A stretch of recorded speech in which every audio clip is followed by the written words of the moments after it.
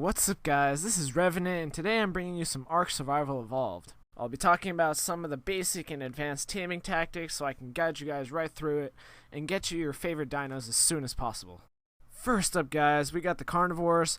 Everybody knows what a carnivore is. He wants to tear you apart. Then, you've got the herbivores. They just mind their own business until you get up in their face.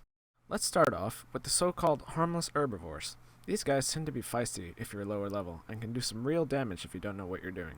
I'll make sure to guide you through the knocking out process, as well as the taming process. Before we get into it, you need to know two words, health and torpor. I'm sure most of you know what health is. It's the amount of hit points something can take before it is killed. Torpor, on the other hand, is a unique mechanic introduced in Ark, and measures the amount of torpidity that the subject has. Low torpor means you are very conscious and awake, while high torpor means you are close to being knocked out. There are 4 different methods for knocking out a dino. First off, punching, which is the only method at early levels.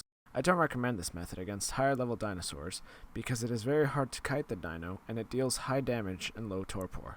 Punching can also deal damage to you, making it non-viable for long fights, especially against strong dinos.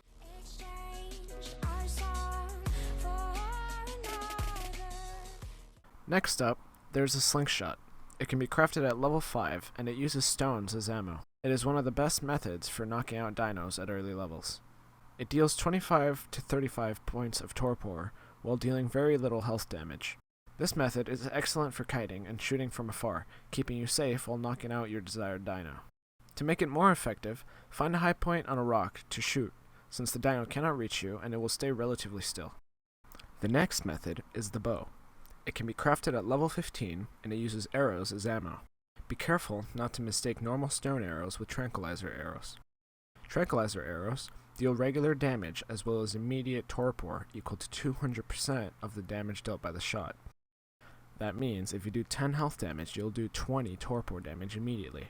On top of that, it does an additional 250% torpor damage over the next 4 seconds. To be most effective with tranquilizer arrows, space your shots by at least 4 seconds. If you don't fully charge the shot, you will deal less health damage as well as less torpor damage. Shooting a dino in the head will deal approximately 3 times more damage, but torpor does not benefit from this bonus, so avoid hitting dinos on the head. The same kiting methods from the slingshot apply to the bow. Try to find a high point to shoot from. Bows cannot be used underwater. They can shoot into the water, but the arrow will not travel far.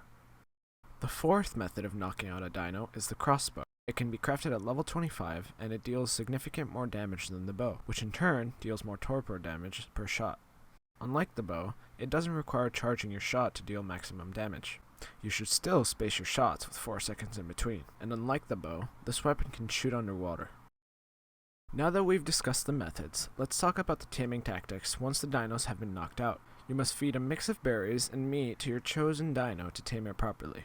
To keep dinos unconscious, you're required to use narcoberries or narcotics. One narcotic gives the same amount of torpor as the 5 narcoberries required to make it. However, unlike the narcoberries, narcotics don't spoil over time, and more importantly, it doesn't reduce taming effectiveness, which we'll talk about later on. In order to feed the dino these items, you must put the item inside of the inventory, click on the item you wish to feed it, and click on Remote Use this item. Both types of dinos have preferred food types. Herbivores prefer berries while carnivores prefer meat. As of now, the best berry for all herbivores is the mejo berry, but this is likely to change in the future.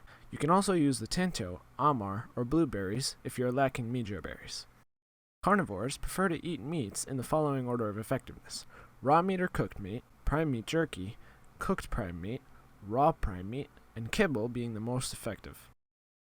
Prime meat is approximately 4 times faster than raw meat for taming, but it spoils fast when obtained. Kibble is obtained from dino eggs, and a recipe is needed to make it. Dino eggs can be found around the island on the ground.